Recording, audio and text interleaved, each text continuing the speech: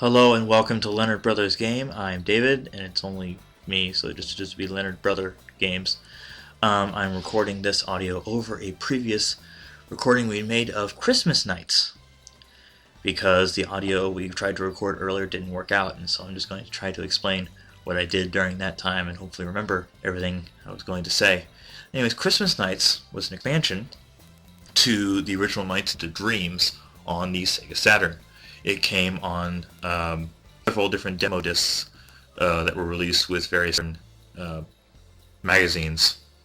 Remember back in the day when we had demo discs with magazines? Now we just have a tiny little flip, like pamphlets practically, of magazines anymore because the whole market's going digital, it's going online.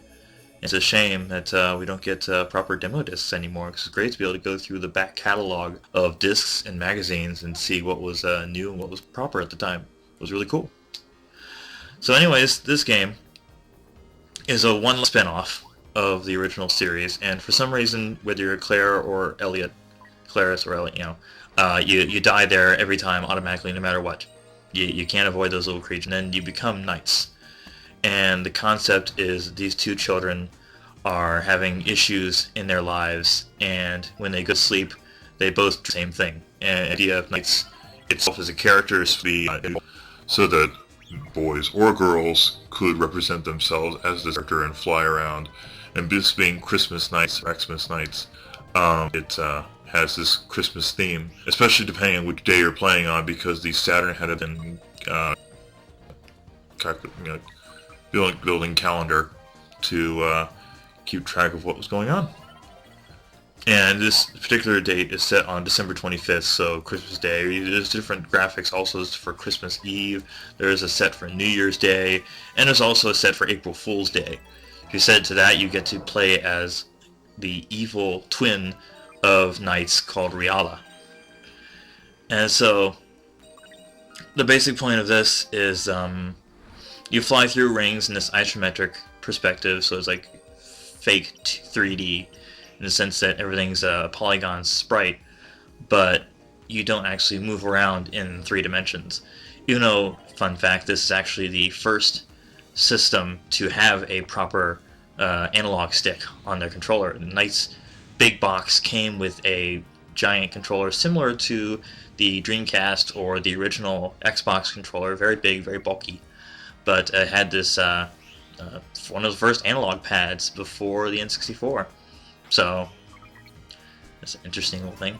And so the idea of each of these levels is you collect these orbs, and once you collect 20 orbs, you can go to the base station I've been hitting there multiple times, and once it explodes, you can go to the starting line and get to the next section. And of course, depending on how quickly you do that, and how many tricks you can pull, or how effective you are at doing so, you get a better grade, and that was a C, so that wasn't very good. But my fun story, at least my particular personal moment with this game, is think back like 95, 96. The system first came out, the N64 and the PlayStation, especially the N64 at the time, was very big. It only even premiered with 2 games, Pilot Wings and Super Mario 64. And of course, Super Mario 64, even people knew it back then, was truly a landmark title in terms of 3D platforming. That, of course, they didn't have flat screens and other technology we have today. So back in '96, in order to display this game, they had the way the store was laid out. They had a huge booth in the center of the store with all these different game systems, and right in front and center, right from the front door, was this booth with the N64 with Super Mario 64 in it. And for some reason there was a line going out the door of this, and we thought, when we were trying to go in there just to normal shopping, not planning on doing much of anything else, just looking around and just wondering what's this line doing. Are they waiting for some new product, or what's going on? They were waiting to play. It was they actually had so many people wanting to play Super Mario 64 that they had like convention style lines. They had people just going through gate and line after line of people out the door waiting to play this game. And so we were trying to walk past them, and there was this little booth on the side corner, a little section all by itself. Nobody looked at it, nobody touched it, nobody did anything, with a Sega Saturn and the game Nights into Dreams.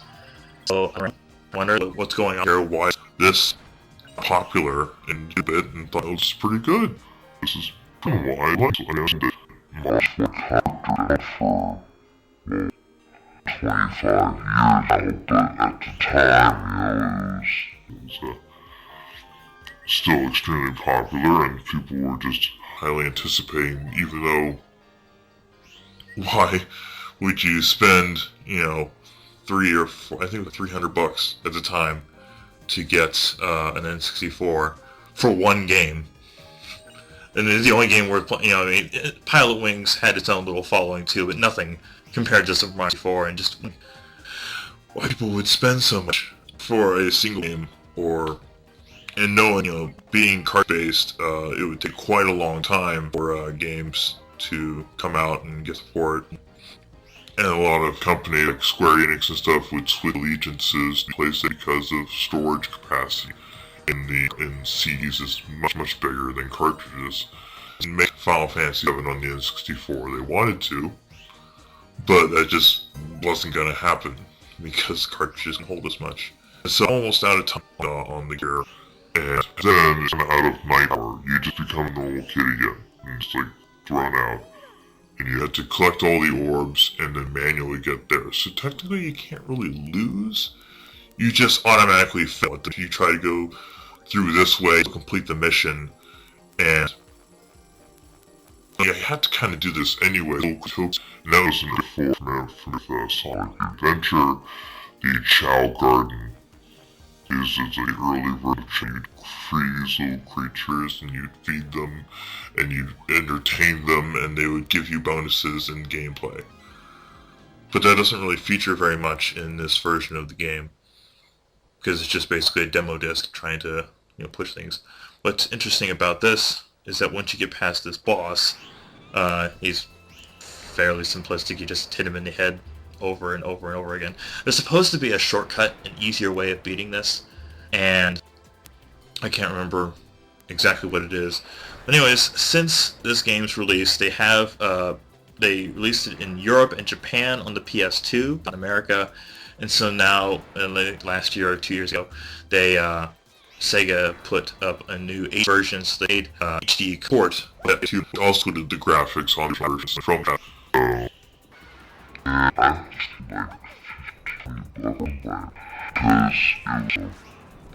Even at I picked it up, it's still kind of hard to find.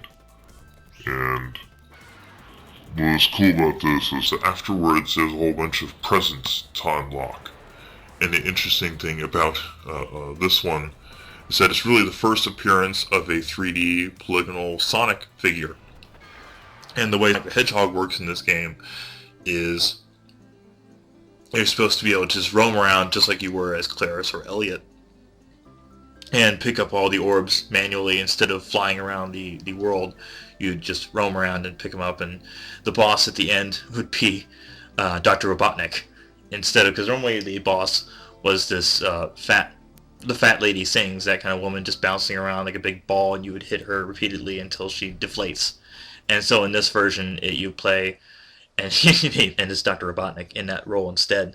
So that's kind of entertaining to see. After this is where it's the match game, pretty much. You find matching pieces, and you unlock concept art and extra music and karaoke mode and behind the scenes and other stuff.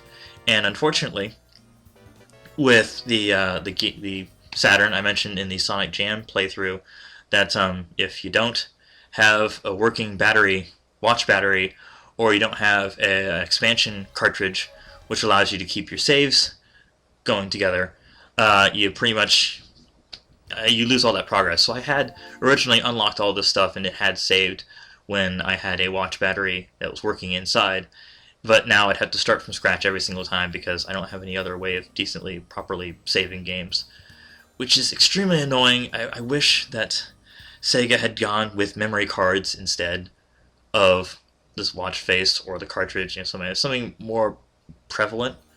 Even during the time, it was kind of hard to find a way to save, and The only other option at that point was to use it for action replay, and that had some save features in it too, but it also needed that memory to store the cheat codes. So you had to sacrifice whether you wanted to have cheats in there or whether you wanted to have your game saved in the first place. So that's kind of irritating. Anyways, I do appreciate the fact that this game still has some, the series still has some life in it. Unfortunately, the Wii version is a Journey into Dreams. I played through that, and they gave Knights a feminine voice. They basically personified her as female, even though it's supposed to be, genderless and more open to interpretation than that. So, and even though the graphics are significantly better, it's still the Wii, so it's not like anything to write home about. But and the gameplay has significantly changed too. There's a bunch of other different gameplay sections where you play as Claris or Elliot, running around through different sections, and Knights doesn't even show up at all. And the main point of this game was to play as Knights and fly around, and stuff like that, and just free form stuff. That's what made it entertaining. What's made it interesting.